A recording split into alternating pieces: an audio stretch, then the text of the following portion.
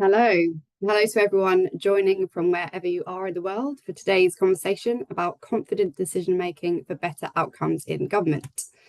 I'm Mia Hunt, editor of Global Government Forum, the publishing, events, research and training business for civil and public servants around the world, and I'll be chairing this discussion, which is supported by knowledge partner SAS.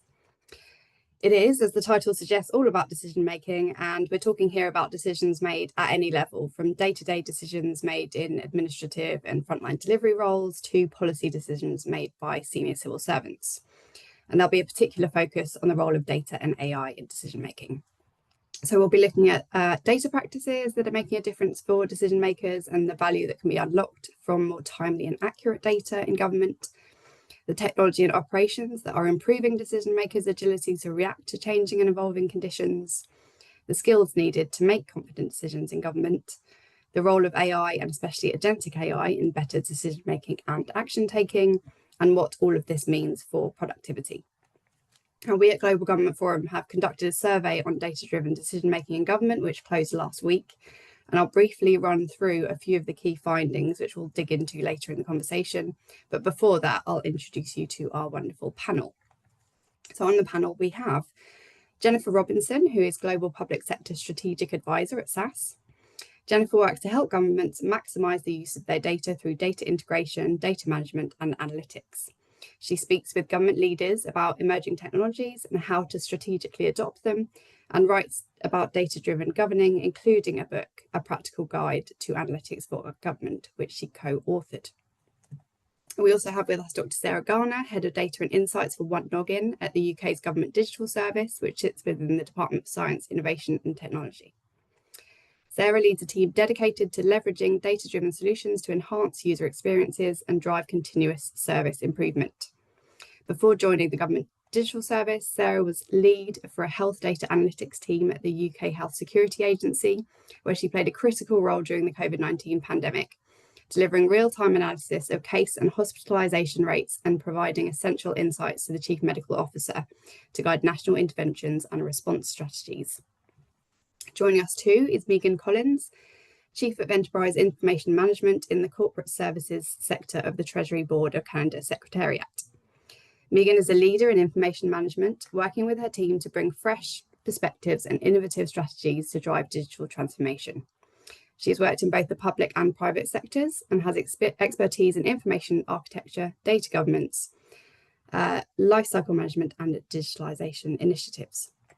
And last but certainly not least, we have on the panel Razvan Horneru, EU Policy Advisor at the Romanian Authority for Digitalisation and President of the Romanian AI Technical Committee at the Romanian Standardisation Organisation. Raz has worked for the European Parliament on 2 committees. He has taught financial reporting at universities in Bucharest, and he has organised conferences on digitalisation, AI and sustainability, among others. He has written 2 books and numerous articles on AI and other topics. So I mentioned earlier our survey on data-driven decision-making in government, which was taken by over 600 civil and public servants across various countries. Among the findings are that almost an equal proportion of respondents, just under 40%, say they use data to inform all or most decisions, or that they often use data but not consistently across decisions. And nearly a fifth say they use data occasionally or only for certain types of decisions. Now, regarding access, most of the respondents, around 40%, say they usually have access to the data they need to make confident decisions. Around a quarter always or sometimes do, and just under 8% rarely do. And this finding is reinforced when we look at the biggest barriers to data-driven decision-making in government organisations. The top 3 barriers cited by respondents are siloed data and lack of integration across departments and systems, lack of skills to analyse or interpret data, and difficulty accessing relevant data. So highlighting access again there, and skills as well, which we'll come on to later. Interestingly, when we look at responses by seniority, senior civil servants appear to have more difficulty accessing the data they need and using it consistently than those in more junior roles. So overall, when we look at the use of data in decision making, the picture is a positive one, but there is still some way to go before the majority of those working in civil and public services have access to the data they need and use it consistently to make confident decisions. On AI, and specifically agentic AI tools. And I think Jennifer will explain what agentic AI is a bit later because there's some confusion around that. Around 80% of respondents see either some or great potential in it to improve decision-making in government, but not many really understand how agentic AI can support decision-making, and most respondents say their department isn't yet using it. So there's perhaps some untapped potential there. There's a lot more in the survey to dig into, but those are some of the key findings to give you a flavour. Now I'm going to put opening questions to each of our 4 panelists, and we will then move on to questions from our live audience. So please do ask questions that come to mind anytime during the webinar by typing them in the Q&A box at the bottom of your Zoom window, and we will get through as many of them as we can. So first of all, we are going to go to Jennifer. Back to the survey. So the survey shows that the vast majority of respondents agree that better use of data in decision making is useful for achieving a range of outcomes in their organisation. Yet it also shows that around a third only sometimes or rarely have access to the data they need to make confident decisions. So given the benefits, why are governments still struggling to use data consistently in their decision making?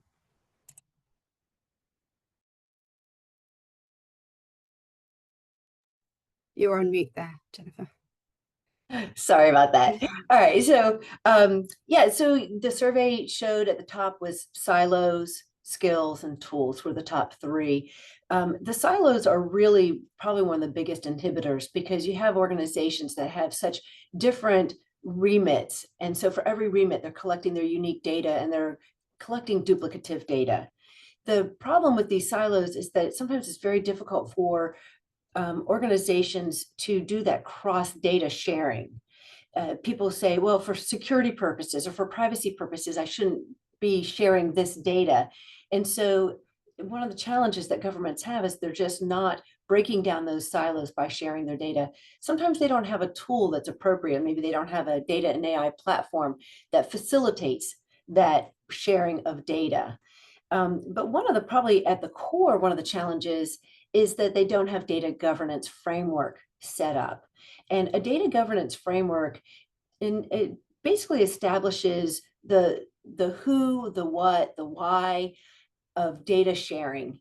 And it brings people together across the organization to be able to say, what are the rules that we have for our data standards? When do we share? When do we not share? What are these, the formats, who can have access to it and what kind of access? And what some organizations have found by setting up data governance is that it actually facilitates communication across the organization. So it does more than just facilitate data sharing. It actually enhances cross-organization communication and cooperation. So it's definitely a worthwhile endeavor. One thing that I've found in talking to governments is that you have a lot of bottom-up endeavors in data sharing, and I would encourage organizations to begin with a top-down initiative. Having leadership commit to the value of data sharing, to the value of using their data, and that gives the permission to the lower levels of government to spend the time and the resources to collect and share their data and use it with advanced tools, either advanced analytics or AI. And then finally, I'll just say my other role when I'm not working for my company is I am an elected official at the local level, and I have been for quite a while. And in the time that I've been on the council, which is now exceeding 25 years, over the years, I've heard people say, I feel we should do this. And they're saying that because their gut is telling them. And then other ones will say, well, I think this, because they have a little bit of information, but not enough that they have total confidence. And what you want elected officials and top officials to be able to say is, I know we should do this. And they say, I know that because they have the power to know that's afforded by their data, by having the right information at the right time. Thank you very much for that overview there. That's really helpful. And I think sets us up nicely for the conversation. And it's interesting because I was looking at some of the survey responses earlier and breaking them down by segments, by seniority. And nearly 90% of senior civil servants say that lack of time or capacity to use data effectively is a barrier. And also around 85% of that senior civil servant segment say unclear data governance or ownership, or legal, ethical, or regulatory restrictions on data use are barriers. And I suppose if senior civil servants and leaders are struggling to use data, then that might also then sort of filter down to teams and the levels underneath as well. Thank you very much for that. Sarah, we're going to come to you. Just bear with me a second.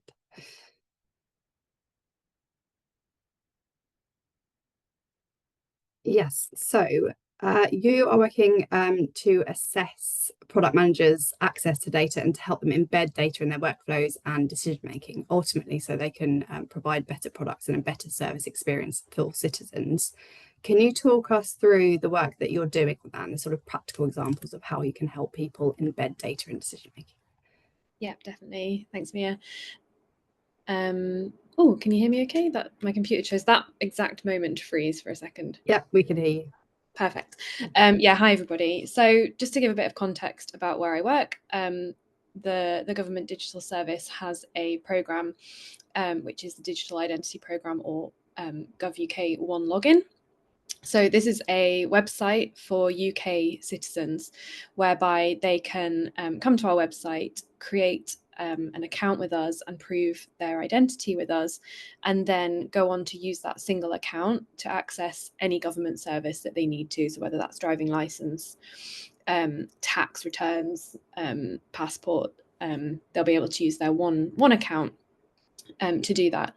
And where my role comes in and my team is making sure that we're using the data that we capture as part of that user journey to make a better experience for our citizens and our users when they're engaging with us and with government. So at the moment, we have about of 100 people that try and go through our website and prove their identity. 80 of those will make it all the way to the end. So we'll have about 20 people or 20% drop out partway through the journey. And then we have about 70 of those, or 70%, who are successful. So they will make it to the end of the journey, but they may have failed for some reason. They may have been unable to prove their identity. So what we really want to do is start delving in and using the data to understand why that's happening and make a better experience for our users.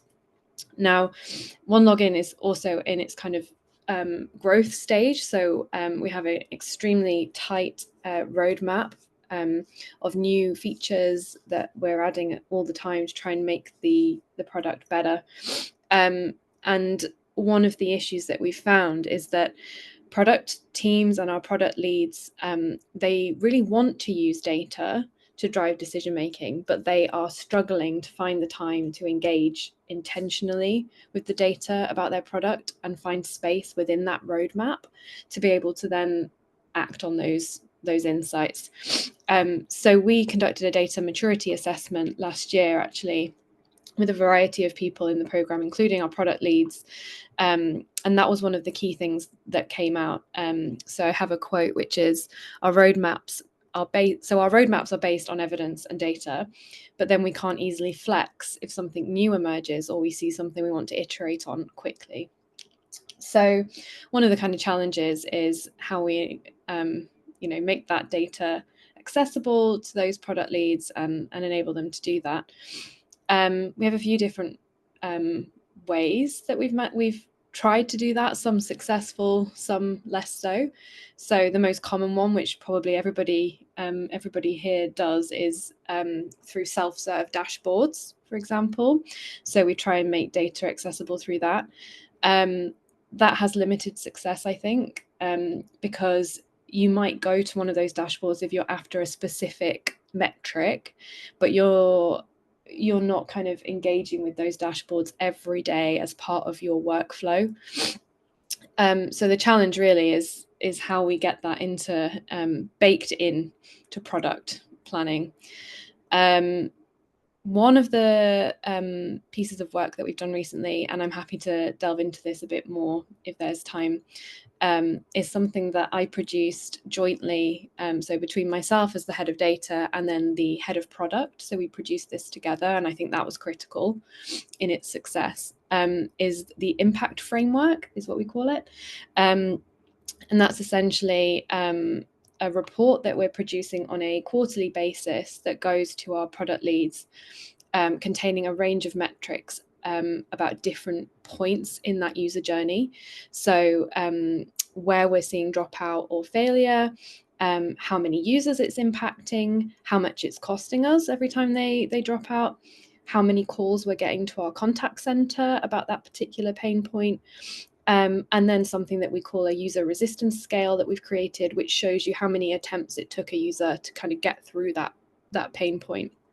And yeah, the purpose of this framework was to really try and consolidate all of the different bits of data and insight that kind of get thrown at product managers on a daily basis and consolidate it into one place to give them a tool as part of their quarterly planning that they can then intentionally engage with and start to kind of factor that into their roadmaps. I've got an example report that I'm happy to flash up on the screen in a bit as well. So yeah, that's kind of something new for us. We've run that for 2 quarters now. And we're getting really good levels of feedback and engagement from our product leads. I will leave it there and happy to take questions on it. Great, thank you for that. It's great to sort of hear how you've been identifying why people in teams aren't able to use data as quickly or robustly as they'd like to, and kind of some real practical examples of addressing that. Do you have a link to that what you mentioned earlier? Because if you could maybe put it in the chat, and the audience will be able to access it from there as well. It's not publicly available, so I can share my screen, or I can send it afterwards to you. Okay. Yeah, okay, sure, we'll do that. All right, thank you very much. Do keep those questions coming in. We've got a few in already. We'll come on to our other 2 panelists, and then we'll get on to some of those questions coming in. So thank you to the audience for engaging so far. Megan, maybe a sort of different perspective from you, because you have a brand new government in place in Canada, a new Prime Minister, new set of ministers, including a Minister for AI for the first time.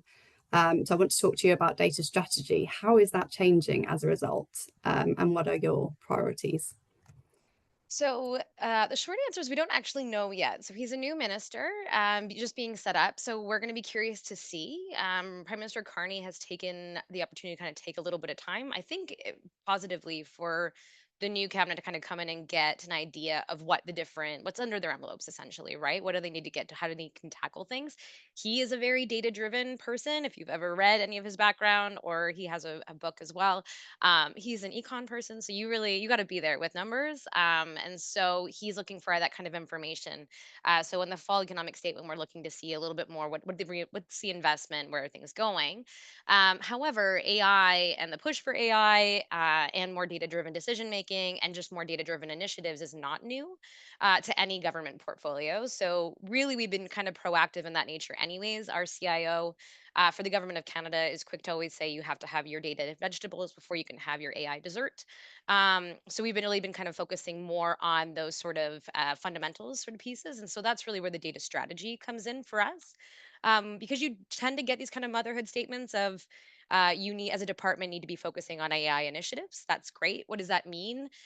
For unfortunately, sometimes within senior leadership, that means just telling their people find AI strategies, which then sometimes translate to people being like, can we help with this product? Can we call it AI? And you're like, well, it's not quite AI. But can we call it that anyway, so that I can tell my director we're actually meeting? So it can be a little bit difficult. So how do we actually break it down, make it digestible for people, and also do the work of understanding sort of that data literacy piece, doing conversations around data ethics. But when we talk about all those sort of different issues that people have and their concerns, like how do I get access to the data I don't have?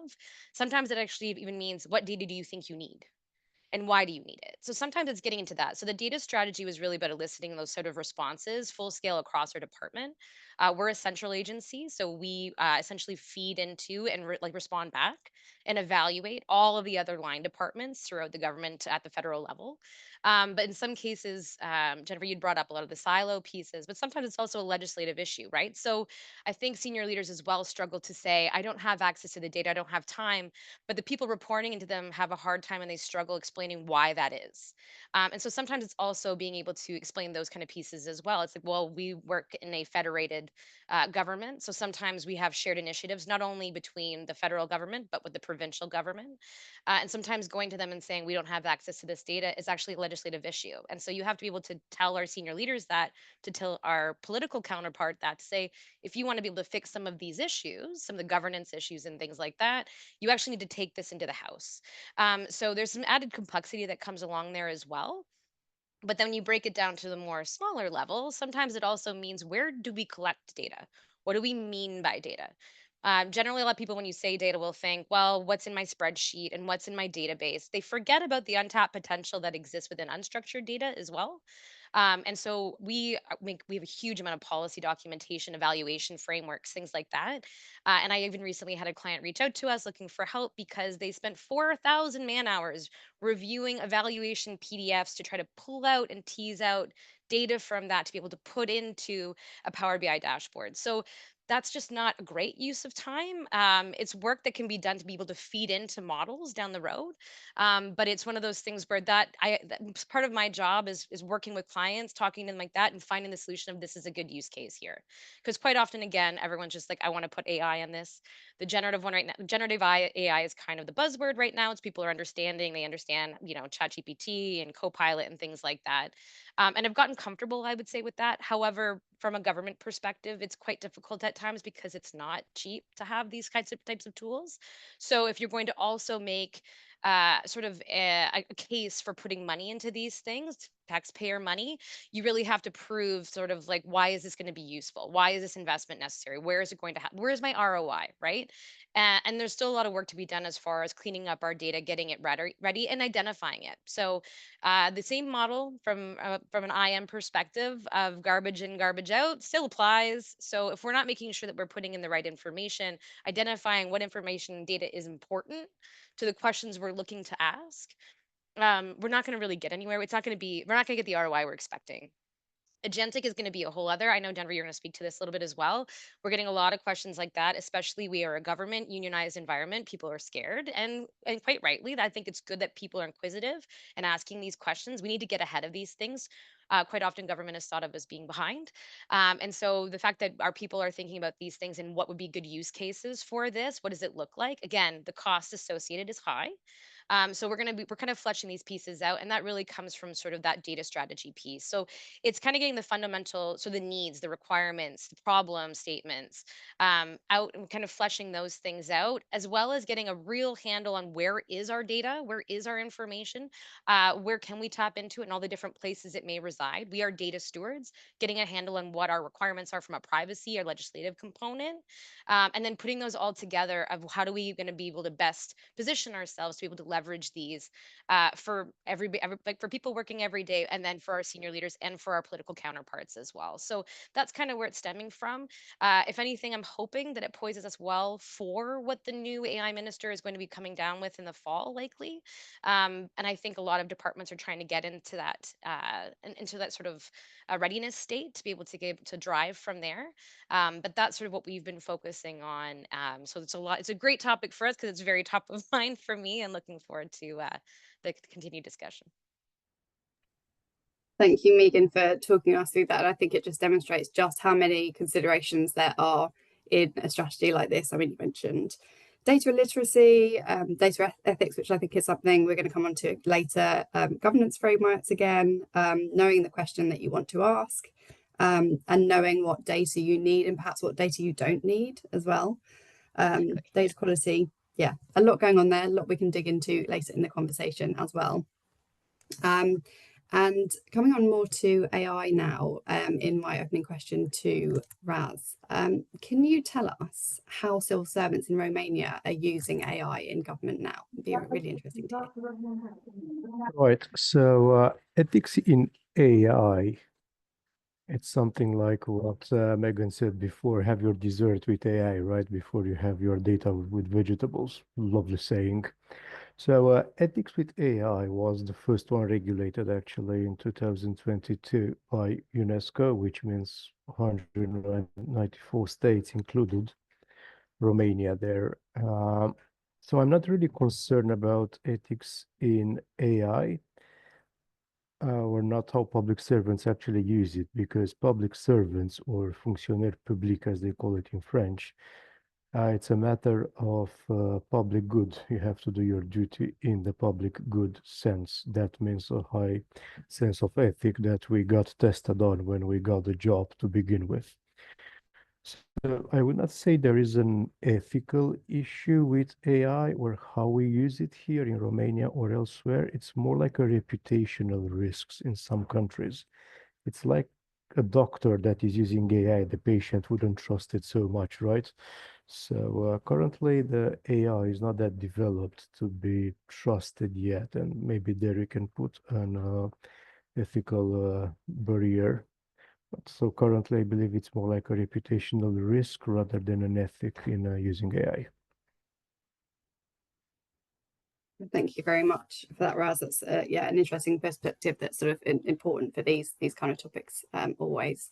And I said in the survey that that included questions on agentic AI, and while some of the public servants said that they were using it, when we looked at the free text boxes underneath, most were referring to other tools that actually weren't agentic AI, which is what suggests that perhaps there's a bit of confusion around that. So Jennifer, I'd like to come back to you now. Could you talk us through the definition of agentic AI, if there is agreed one, perhaps there isn't? Sure. So everybody's talking about AI agents and agentic AI. These are kind of like the buzzwords, right? So there's a lot of excitement about it, and people are like, oh, AI agents, I think I need that.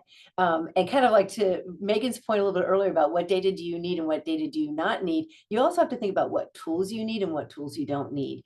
And an AI agent may be exactly what a government organization needs to streamline its workflow, but it may be total overkill for a lot of other problem solving. So just like AI might be exactly what you need, but an analytic model might do the trick. And so we definitely don't want our governments chasing after technology just because it's exciting and buzzy. But for those who aren't familiar with AI agents combine different software components. We're talking about data, AI models, rules, advanced algorithms, and put it into a sequence that are, I call it like stitched together, or, put together so that they process something automatically without a human having to say, okay, I put this data in here and I get this output, and then I go and put it into this system and I get the output. It triggers one from the next. So a great example of that would be something that you're all familiar with. When you use your credit card, there is a fraud check that happens in the background. And when that happens, the use that you have for that particular time on the credit card is compared to your traditional spending habits. And immediately a decision is made. Is this consistent or is this inconsistent? And if it's inconsistent, then it sends an alert, it shuts down your card. If it's consistent, it approves and it goes through. That in itself is a classic agent, because there's many different components triggering one after the other, and it's happening so fast. It's doing something that a human could do, but in this case, it would be almost impossible for a human to be able, and to have a team of humans that are doing this for all the credit card transactions that are happening simultaneously. So that's a great example of an agent. Governments are using them in different ways and different types of agents. There are agents that are AI agents, and there's agents that don't use AI at all. But AI agents, a good example of one is an organization that is responsible for pulling information off of documents. And these documents were written in paper, they were scanned at some point. Just because you scan it doesn't mean you can actually use this information now. So there is an AI model that reads the information, this handwriting and checkboxes and so forth, and puts it into a table. Maybe it's unstructured data like Megan was talking about, right? Free form text, and then there's another model that then interprets all of that information. So one lifts the information, one categorizes and classifies the other information. The next triggers another model that will then make sense of that, maybe summarize it for the government worker so that then the government workers can go in and go, okay, I see what's happening here with this information that's being scanned. So that's a classic example of a workflow that's being streamlined with an AI agent. And so people watching this may be thinking about workflows that they have in their office. They say, yeah, I'd really like to be able to automate that so that I don't have to do some of that rote and mundane work. And that would be a good time to use an agent, but many others might be listening to this and go, yeah, I don't really have a workflow that I want just triggering step after step after step. I really want to have that human touch, and I need to be involved in every single step. Thank you, Jennifer. And that relates to one of the questions we've come in actually on AI making decisions and perhaps replacing decision makings or the need for human input in certain decisions, certainly if they aren't important or sensitive ones. So how do you kind of put civil and public servants' minds at rest that this is perhaps something that will help them but won't necessarily make them redundant? Sure. So you would use an agent for, well, you can use it for all different types of tasks. However, you would use it with very few or little human intervention if it's a low risk, if it's highly repetitive, it's not very complex. Then you might say, okay, this can run. For example, you don't need to have a human to be able to go, yep, that's a checkbox, right? And so you can have these models run that do these low risk tasks without a lot of human intervention. But if it had something that was like very complex, let's say it was dealing with social benefits, you would want to have what we call humans in the loop. You'd want to have humans engaged in it so that they can qualify the input, the output, what the model's doing. Maybe it takes information, the human takes information and then goes and triggers another agent. And you will decide that in your office, like how much autonomy do you want to have?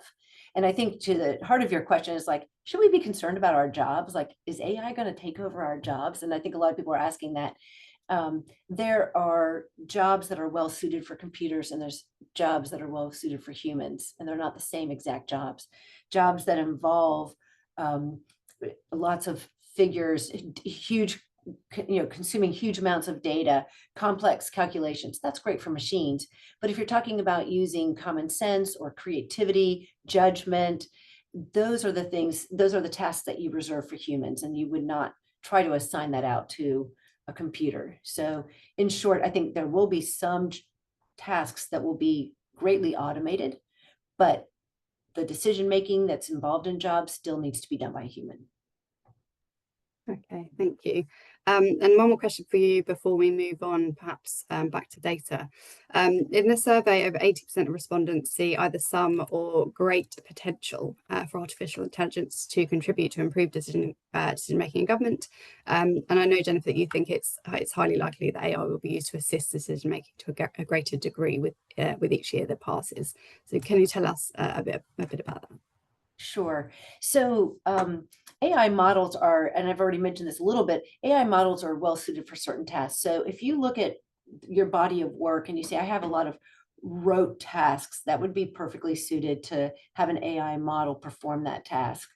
If you say, this is really mundane, every day I have to do this job and then I do this and it's really boring and there's not a lot of thought involved, that might be a perfect use for AI.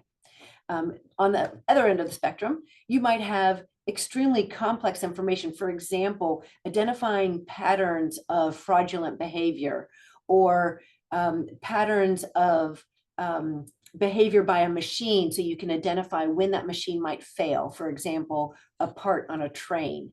So you can predict the performance of a vehicle in your fleet and be able to do predictive maintenance, maintain it before it actually fails. So there's a lot of tasks that really would be difficult for humans to take on, and those are well suited for AI. So I think what we're going to find out in the future is that AI is going to be a great tool to augment the work that we do.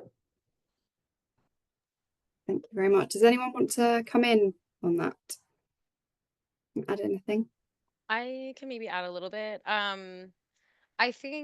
I think that's totally true. I think the work is going to being able to identify those two things and make it clear and have your governance around it.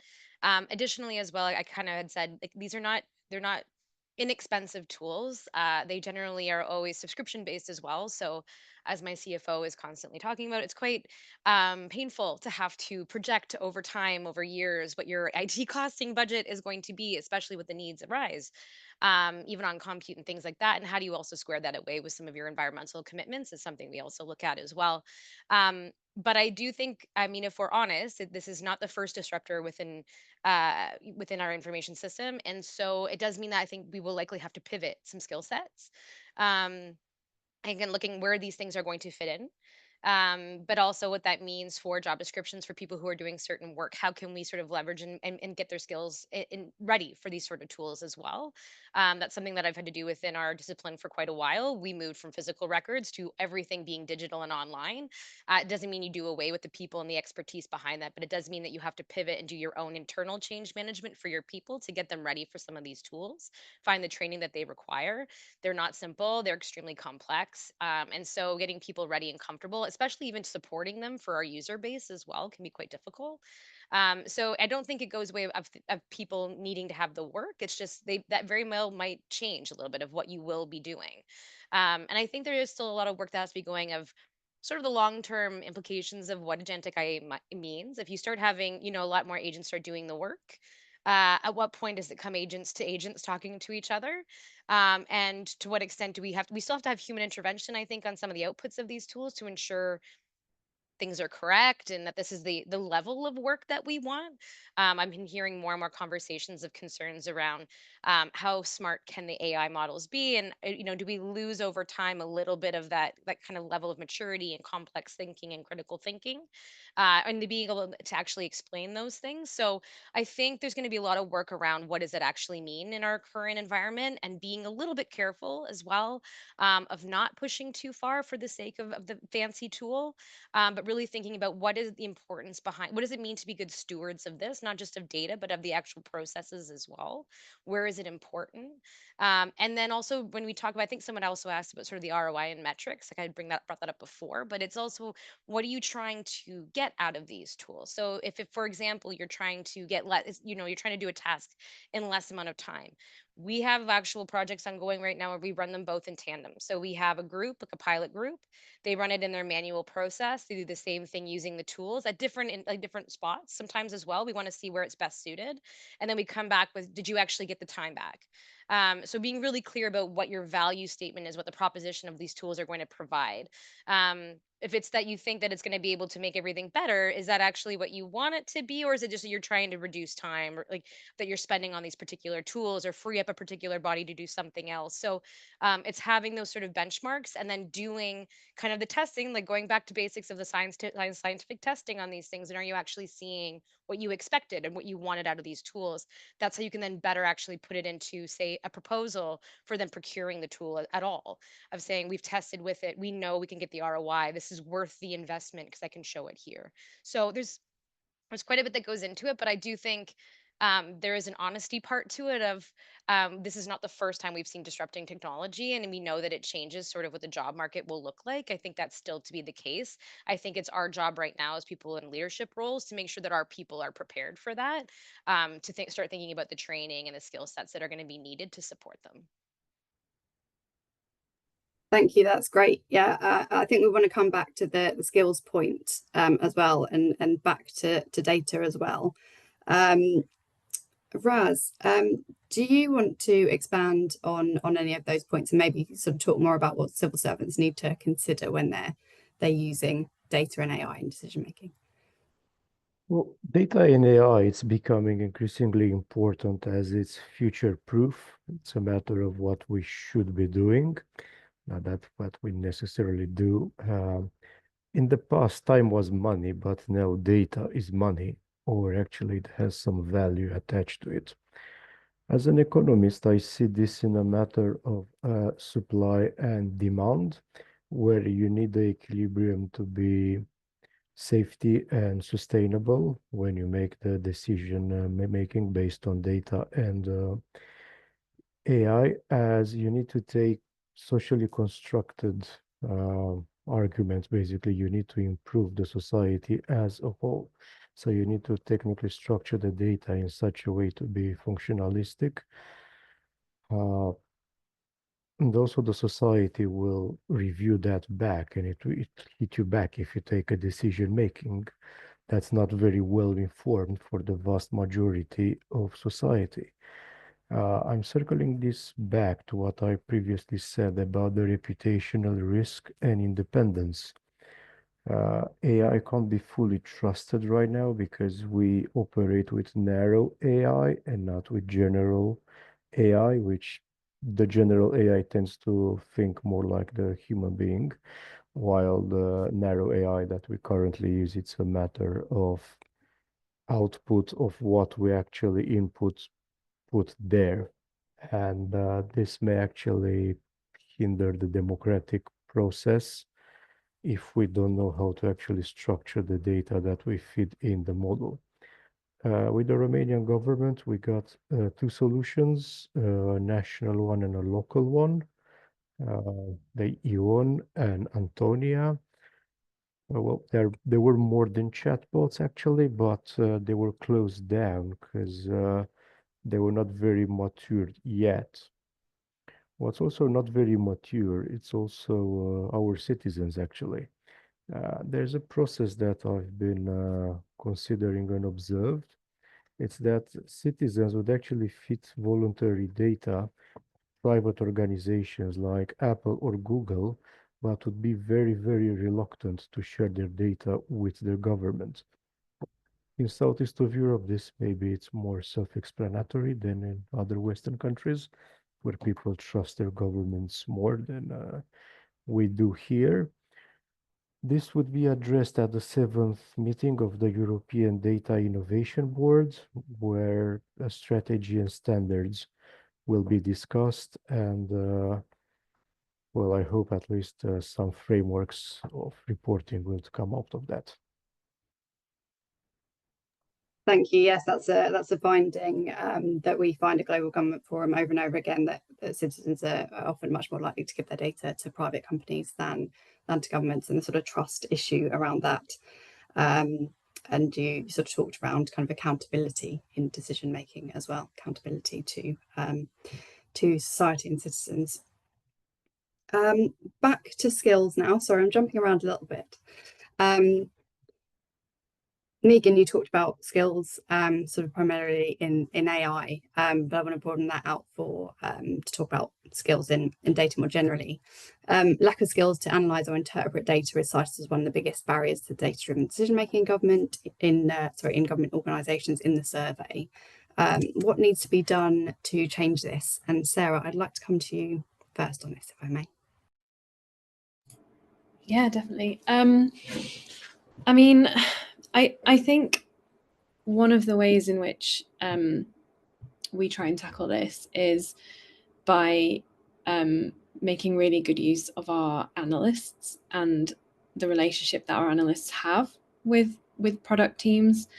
In the past, I've definitely fallen into the pit hole of kind of going too far into self-serve. So creating a bunch of dashboards, automating, get really excited about this, and then handing it over to people and expecting them to do something with it, only to realize they don't necessarily have the data literacy or the skills or the time to engage with that.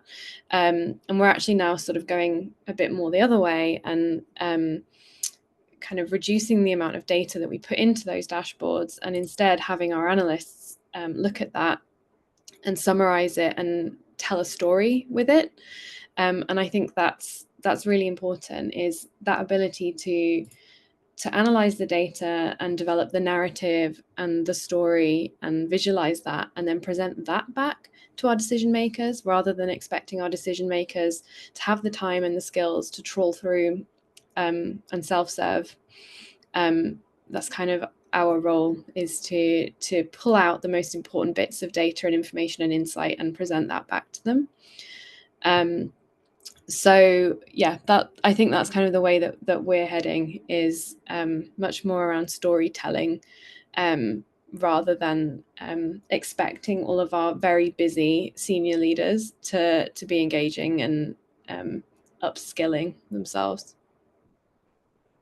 Yeah, okay, all right, thank you. Megan referred to this question as well, but this is another one that I want to put to you, Sarah. This is one that's coming from the audience. This person, William, is asking, what are some good metrics to indicate a user's attempts and efforts to first access data and second to obtain ROI from that data? What are the challenges in obtaining these metrics? How do you do it? So, I mean, I don't know about metrics in particular, but a good way to see if somebody's trying to access data is how often they're asking you questions. We've got within OneLogin a Slack channel where anybody within the program can ask our analysts questions. And then the same questions will often come up time and time again. So for example, it might be, we want to know how long does it take a user on average to go through the OneLogin journey? How long is that taking? And so we'll be able to see, okay, that's a data point people are trying to access. People want to know about this. It's useful. So then we'll go away and find that. We're able to kind of look through our Slack channel and look at the types of questions we get, how frequently they're coming up.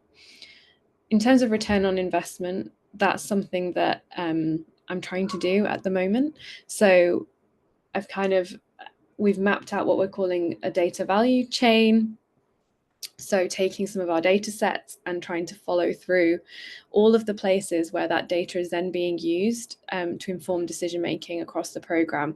And you kind of have these, it looks like a big spider web of places that the data goes to, where you're getting your return on investment. How you measure that, I think, is a bit more difficult. Yeah, thank you. So some challenges there. Following on from that, I've got a question for you, Jennifer.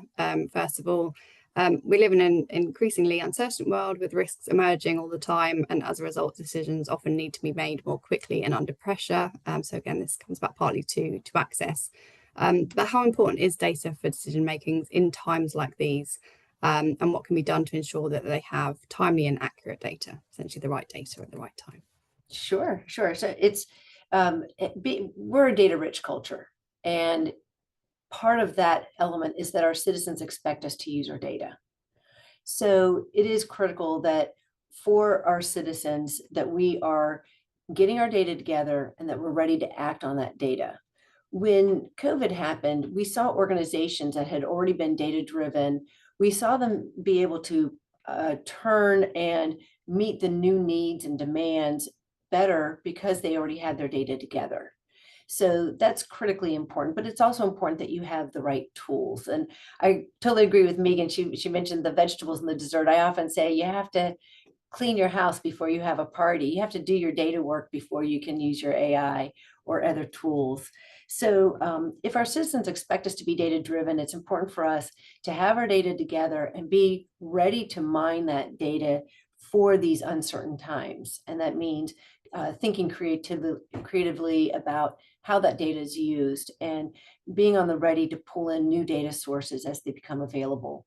One thing that we really have going for us, and Megan alluded to this with the unstructured data, is that we have more sophisticated tools now that can tap more types of data than we ever could before. The large language models and other generative AI techniques, advanced analytics and AI models that are all able to take data just general prose basically, and be able to make sense of it and interpret it. So we have the ability to be able to get those answers into the fingertips of people faster because they can mine more types of data. And then there are tools that can interpret that data better and more succinctly for the decision makers. All right, great. And there's been sort of references here and there to bias. And there is a question on that as well that's come in from the audience. And thank you to the audience for sending in your questions. Do keep them coming. But yes, bias in data that's fed into AI systems. How best can you mitigate that? Jennifer, I'll come to you on that first, and then perhaps Raz, if you're happy to answer that one too. But we'll start with Jennifer. Okay. Well, I'll be very interested to hearing what others say on this. The tools that we work with have techniques built in, model manager techniques that enable you to be able to ferret out bias.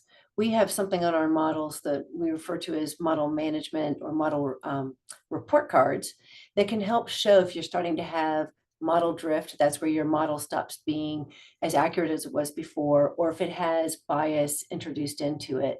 But when it comes down to it, it's really about the human working with AI. You need a human to qualify the input because, as Megan said, garbage in, garbage out. If you have biased data, that will taint the AI models and the output that's provided. So you need to make sure that somebody is working through to make sure that you're collecting and using the right data, and that data is not inherently biased. But then as you run your AI models or advanced analytics on that data, you need to have humans that are qualifying the output and saying, this seems fair. This, I see here that there's bias introduced to this. One of the techniques that a lot of people use to make sure that they do not have bias inherent in their systems is to have people that represent a lot of different perspectives. Because if you have just one perspective and the person's like, yep, I don't see any bias here, another person could come along and go, no, this is totally wrong, and see something through a different lens. So it's important to have that variety of opinions and expertise going into any system that you use. Yeah, thanks, Jennifer. Raz, do you want to? Yeah, sure. When I was part of the regulatory process on AI in Europe, I remember there were 3 risk categories that we addressed that AI is not supposed to do. I would have hoped they are inspired more by Isaac Asimov and science fiction, but it was purely legal aspects. What I believe, so that's already in the legislation in the EU. What I think we should do actually more, it's actually mirroring trustworthiness that exists in auditing standards in finance and put it in AI with the finance perspective as well. Because obviously you can train the AI on bias-free models and trustworthy model, but at the end of the day, you will need to see some sort of profits coming out of it, and that's where the thin layer is. Thank you, Raz. Megan, would you like to come in on that too? Sure. I think it is actually kind of a big question. So kind of that garbage in, garbage out kind of thing we had talked about. Sometimes it means having honest conversations about historically the sort of information and data you're going to be keeping. This is something that we have to look at quite often within Canada with some of our partners, with our Indigenous partners and the nations we work with there. Additionally, with immigration, I previously worked for immigration. And when you're looking at putting data models in, say, even just for the purposes, sort of Jennifer's point of where maybe it would be good to have agentic AI, right? We were looking at data sets for things like that, and how could we quickly maybe triage certain, case files to be able to get to them faster. Some people would say, well, why wouldn't you put in the ones that we know in the past have always been faster to process? But what do those cases look like? And do they share any particular bias? So sometimes it's actually having very honest conversations about historically how particular processes were treated as well. Um, and sometimes having that sober kind of second thought sort of thing is good to have if you have another panel to sort of review your process, what you're intending to do. Treasury Board has sort of, we have a framework that has to be filled out and reviewed for any sort of, in any sort of decision making pieces to any AI model or algorithm that you want to create, so that there is someone who's kind of reviewing that code work, but also reviewing as well the data sets that's going underneath. So internally and also externally to kind of look at those things. It's not always easy, though. Those conversations are not always the easiest to be able to look back in the past and say where we made mistakes, or maybe we could have done better. And so sometimes it also means how do you put that into the algorithm to do better, to account for those biases that exist in the underlying data. So there is a bit of a piece to that too that we as public servants need to be looking at as well. When we're looking at, it might not necessarily just mean putting all the historical data in as it was, but doing the work as well to look at that data, analyze it, and hopefully do better in the future as well. Thank you very much for the answers to that question on bias. Just looking at the questions for the audience now. So there's one here that I'd like to ask you, Sarah. Have you used AI successfully for supporting future forecasting scenario development? And are there any good examples of this? So I wonder whether that might relate to some of the work that you did during the pandemic. It'd be great to hear from you about that. Yeah, I mean, it probably wasn't called AI back then, but yeah, I mean, I worked with some fantastic data scientists during the pandemic, who produced variety of different predictive models, large language models, to predict case hospitalization rates for COVID. So that was looking at a variety of different data sets. So including things like our official recorded COVID rates, but also really interesting data sources like Google search results to look at the type of things people are searching for in a particular postcode, to predict where we might see a surge in COVID cases, and then also what factors might predict hospitalization on the back of an infection. It was extremely interesting. Things like ethnicity and location would interact in your likelihood to be hospitalized, as well as obvious things like vaccination. So yes, we have used it. I mean, during the pandemic, I think we had an unprecedented access to data that we've never had before when it comes to COVID, and I'm not sure that we'll see that level of access necessarily again. But yeah, we used that to do all sorts of different types of forecasting. I think the key there was that we had multiple models that would show different predictions. And so one of the really critical things there was that we set up a forum to kind of compare and contrast those different models. So, and where we're seeing wide variance, for example, one of our models is showing we're about to get a huge spike, and another one is showing that we're not. Do we understand the differences there, and can we show the level of uncertainty for our decision makers, who might be looking for kind of one answer when actually we're giving them, here's 10 different predictions. Yeah, I think it's interesting thinking back to the survey results. One of the questions was, has your organisation's use of data increased significantly or increased in the last 5 years? And I think, I can't remember the exact statistic, but most said either somewhat or significantly. So it'd be interesting to see, 5 years ago was the pandemic. So that's the sort of baseline. I wonder whether it means that unprecedented access to data at the time meant that although that access probably wasn't quite there, once the immediate threat had leveled off a bit, whether that meant that people saw the value in data more and teams were talking about how to perhaps integrate it into their projects and their work. I would say so. And also public interest in data, I don't think was ever higher than, when people were refreshing our COVID dashboard every single day to see what the rates were. I think it really lifted public interest in data, and that has continued, I would say. Jennifer, did you want to add to that? I'm sorry, who did you say?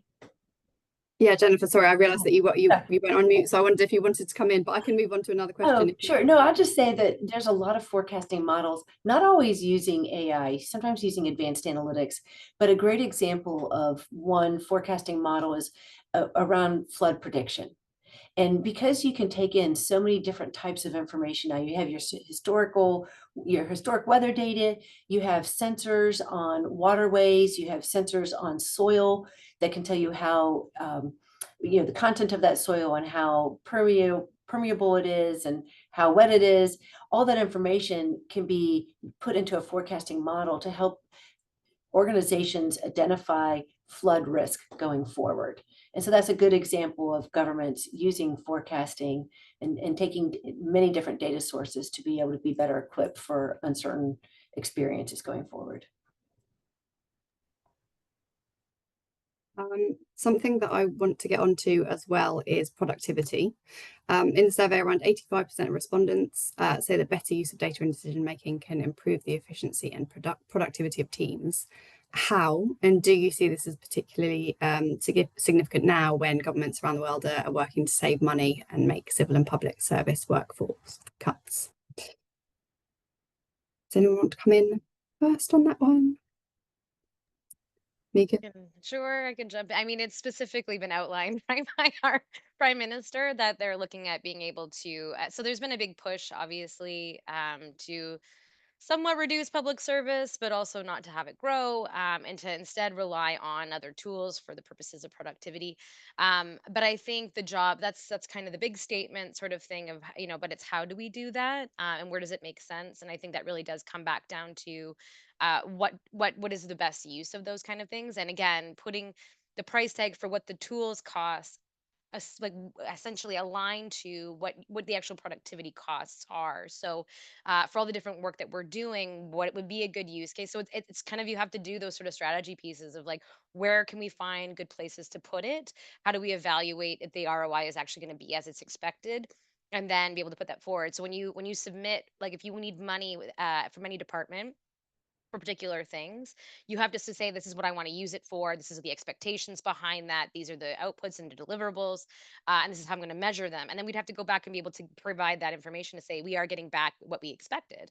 Otherwise, that money can be rolled back from you. So that is going to be part of the work that we are going to have to do for some of these AI tools. And so every sort of sector, every group, every team is going to have to be thinking about those things. Again, it's not going to just be the flashy, I saw this. I mean, I love our vendors. They're great and all, but they are very good at showing you sort of the show. This is the best case scenario of what you can get, and it looks great. But then you kind of reel them back down to what's actually possible and affordable. And so, how do you do sort of the do more with less, even on what you can what you can cost as well, right? So, how can we utilize the tools that we have in existing subscription models? A lot of that's what we're doing right now. What do we have that we haven't really actually been able to build from within our technology suite? So some of the work is going on there, but it's not without its difficulties. It's a lot of planning, it's a lot of understanding those tools, and it's a lot of explaining where the tools are useful and where they are not. Sometimes people tend to think that AI is very high on their, or sorry, very on the on the intelligence on the I side. Sometimes they're not so intelligent for certain taskings. So it's kind of having to do that sort of data literacy piece as well. Of it can't solve everything, but we have to enable these tools, because I will tell you, from a security perspective, on the other side of things, if we don't give like some availability of these features to where they will go outside the system and outside the network, and create more risk as an organization. So it's really kind of finding that in between of how do we able to find these things, do it in an investable, and we can actually make it in a sustainable way, but also still make sure that we're kind of meeting all of our other requirements on the back end.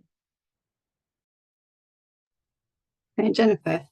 Yeah, I'll add to that. I totally agree with you, Megan. And one thing that we talk about a lot is when you look at ROI, looking at, for every dollar spent on your software and your tools and the staff to do it, how many dollars are you saving? And so I think, Megan, you earlier had mentioned 4,000 hours by an employee on a task. That's insane, because it sounded like she was trying to read through volumes of documents that can now be read by AI and summarized by another AI model. So knowing when there's a major return, we work with several customers that use traditional AI with generative AI. You put the two combinations together. One classifies and categorizes the information it reads, and the second one basically summarizes and then interprets that for the end user, taking a task that used to take 4,500 hours and doing it. And, from the time that you create the models, like start writing the models to the end, it's 800 hours. And that's a huge savings. And because that model then can be put back into place and used again and again, now you're seeing those efficiencies and you're like, okay, this is worthwhile. This approach does it. We're talking to a lot of organizations that are using advanced analytics and AI to be able to detect problems in procurement. And those problems could be, just loss of funds, sloppy practices, or it could be fraud. And the return on those uses of advanced analytics and AI are tremendous. I mean, they're $10 for every dollar spent. I mean, it's absolutely amazing. It's upwards even higher than that. But so to Megan's point, identify the places where it's really worthwhile. Advanced analytics and AI will not be the solution for everything, but it is a great solution for a lot of things. Thank you, Jennifer. Thank you. Raz, do you want to talk about that point about productivity in civil and public services? Well, AI definitely improves productivity. I think the UK government had a study based on 20,000 public servants, and the prediction based on that was the savings of 45 billion because AI can simplify and automate deliveries.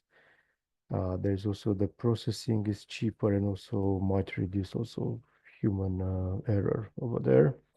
But I believe currently we are in the point that after the AI gives you an answer, you actually need to double check it. So that it's kind of affecting productivity you can actually increase. So for now, it's a trap, but as fast as the AI develops, in a few years' time, we'll be having a very different discussion on this. Be interesting to see how things develop. Looking at the time, we've got about 10 minutes or so left. So I think what I might do now is come on to a final question that I will put to each of you. What do you think use of data and AI in decision making in government could or should look like 5 or 10 years from now? And how do we get there? Sarah, I'll start with you. I was hoping you wouldn't come to me first. I could I can go to someone else first if you like. No, that's absolutely fine. So can you repeat the question? Sorry, how it should look in 5 years? Yeah, what do you think use of data and AI in decision making in government could or should look like 5 or 10 years from now, and how do we get there? I mean, I think how it should look in 5 years is that we have decision makers actively using data. I think, you know, there are some foundations that we need to get right first. And this topic's been touched on a little bit by Megan, but there's a big push at the moment from senior leaders who really want AI, but actually we're sitting on vast amounts of data that we've not done a lot of the foundational work with yet. So how I would like it to look in 5 years, data is being prioritized, data governance frameworks are in place, data has kind of got a seat at the table right at the top. So we've got chief data officers, chief AI officers who are part of the conversation. Work is being done on the foundations and then kind of actively being used day to day. Thank you. Megan, can I come on to you next? Sure. I like all of that. I second it. I would say, I mean, I think 5 years is tough because I don't know if we really know what the landscape of AI is going to look like in 5 years. It's changing so much. If we get into quantum, then we're going to get into, this is when I start, this is like the conversations after work that I have with colleagues of where are we going. But I think, so it's hard to kind of plan for that. What we can plan for and what we have control over is sort of those pieces around data. I think as well, of updating our legislation. I think why government quite often is so behind is because we don't have accurate legislation that depicts today's environmental landscape or very digital landscape. Some of the things that we have to comply with from a legislative component are sometimes 10 and 15 years old as a legislation. It does not reflect today, and so those requirements just don't make sense. I think one of the questions in the Q&A is how much security is enough. I mean, it's hard to also answer that at this point because there's so much going on from a geopolitical space that does impact that. But additionally, we also have a lot of kind of compliance regulations we have to meet legislatively from different things. So that's kind of, again, where sometimes you're like, you have to meet those things. How much do they actually reflect our current environment? How could we maybe update those to make a little bit more sense? So I'd like to see a little bit more of an emphasis put there. That's going to come from all of us of being able to tell that story of why those things aren't working, why it's not reflective of our everyday processes. And I think I'd like to see training sort of be required and mandatory for data literacy, for data information skill sets for everybody across. We used to have like IM and privacy; those kind of things are required training for all public servants. So should this responsible AI, things like that. So these should all be embedded to me training for all of our people as well. So I think there needs to be an added emphasis there as well. Just to add on to Sarah, everything Sarah said too, though. Okay, thanks, Megan. Raz, coming to you on that question on how data and AI could be used by civil and public services for decision making in 5 or 10 years' time. Well, I can quote, or not necessarily quote, but reference a great scholar, James Dater. Fortunately, I don't really remember what his solutions were, which is maybe is better because I need to work out on my own. As in Romania, we are a bit behind than everybody else, so we will be taking the best practices from UK, France, US, China, and everybody else. So yeah, that's pretty much my lame answer. Thanks, Raz. And Jennifer, to you for Alright. the last word. Well, I'll build on what the others have said and without repeating them. What I would add to it is trust is going to be paramount, and it's going to be really interesting to find out 5 years from now if we trust AI more or less.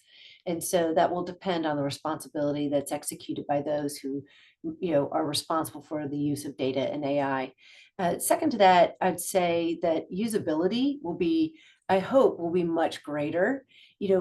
Sometimes these tools seem so difficult for people to start using that they feel like it's not worth it for them. The productivity gains aren't worth them taking on these different tasks. And as as Megan has mentioned, there's, huge costs. So I'm just hoping that 5-10 years from now, we see greater usability.